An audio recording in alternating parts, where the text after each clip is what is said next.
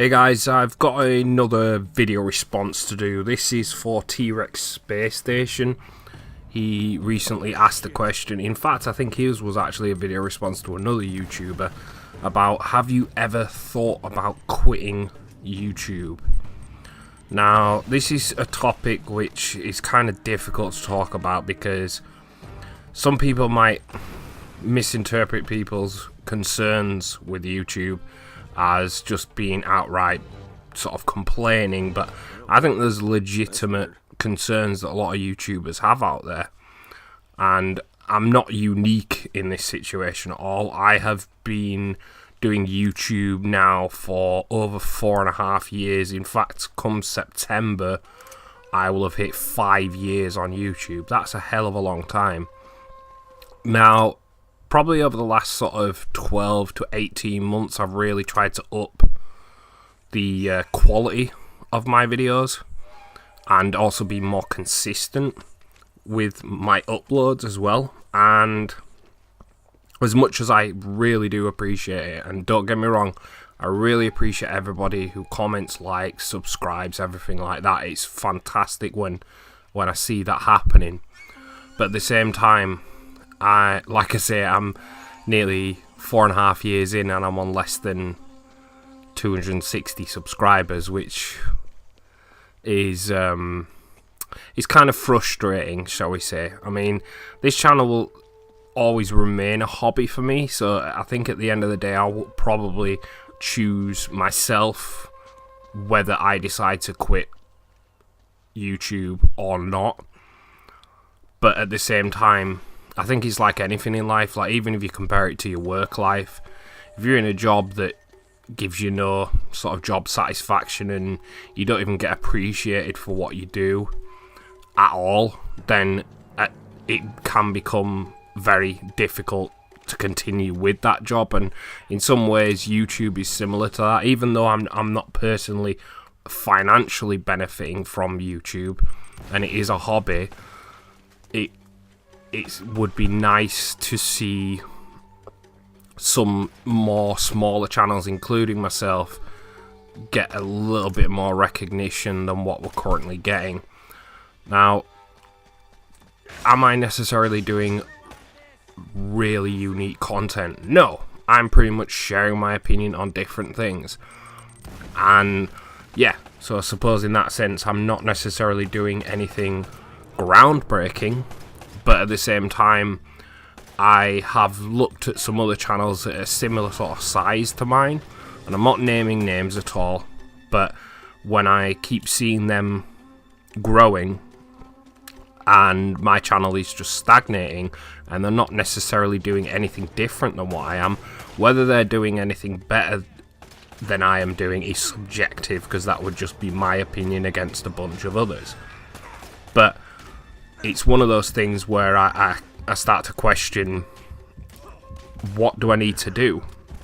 Now, one of the things trexspacestation brought up was about tailoring your content to your audience. Now, as sad as it might sound, I don't really think I have an audience. I've got maybe a handful, maybe 4 or 5 loyal viewers, which again I really appreciate.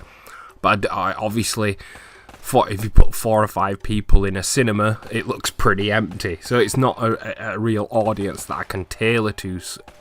At the same time, he was going on about not just doing the content that you want to do, but I would say to that,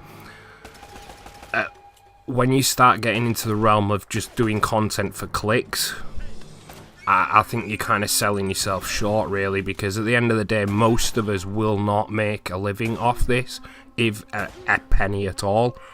So this is our own little space on YouTube. We can kind of do what we want. Now, I very much stuck to my gaming and movie roots with the channel, and that's pretty much where I can see myself continuing to go. But that's not to say I might not do something different in the future. It really is very much me who decides what type of video I do next and what topic I cover. So it's difficult it's been difficult for a while with YouTube. It's very, very tricky to get any sort of traction, and it's just one of those things where you just kind of have to accept that YouTube is a business. And like for me, I don't monetize any of my videos at all, so it's not really in YouTube's interest to promote a channel like mine, because they're never going to make a penny off me, and that's what YouTube needs to keep going. They need that money to keep rolling in. So I can understand why they promote the bigger channels that are rolling in lots of money, even if subjectively I think some of them don't deserve a penny that they get. I can understand why YouTube does it. So from YouTube's standpoint, we're not going to get any promotion at all from YouTube. We're not going to get any shout outs or anything like that. We're not going to get on the front page. It sounds really negative, but let's just be real about it. That's what it is. We're not going to get any help from YouTube at all. So the only thing we can do is try and keep watching the YouTubers that we watch, try and branch out when we can. I mean, I try and watch as much YouTube as I can. I try and like as many videos as I can. Again, on the basis that I actually like the video, not just to like the video for the sake of it. But I think now, having a look on my YouTube history, I think I've liked nearly 2,400 videos in my lifetime on YouTube. So I'm very much a case of, if I enjoy a video for whatever reason, I will like it. So my kind of thought process is on that is that eventually that might come back. If I put out what I think is a good video and other people agree, then hopefully those likes and maybe some more comments will come.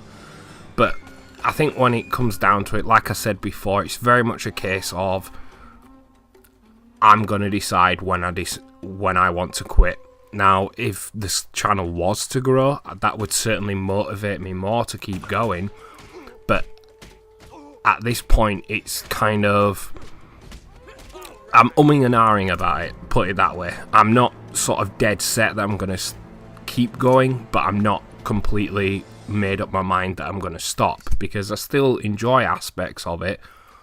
And for me, it is also, I think one of the things that a lot of people forget is that YouTube can be at times an escape from the real world, because at times the real world sucks and it can be stressful and frustrating, and YouTube can be an escape from that. So for me, it's quite an important part of my life, because let's just say some things are not going as well as they could be, but I'm not going to go into that in direct detail. But yeah, it's one of those where you never know. Like, if something came up, if a different work opportunity came up and it completely changed my schedule and I was having to work extremely long hours or unsociable hours or whatever, then maybe I would have to tone back on the YouTube. Maybe I'd have to upload only once a week instead of twice a week.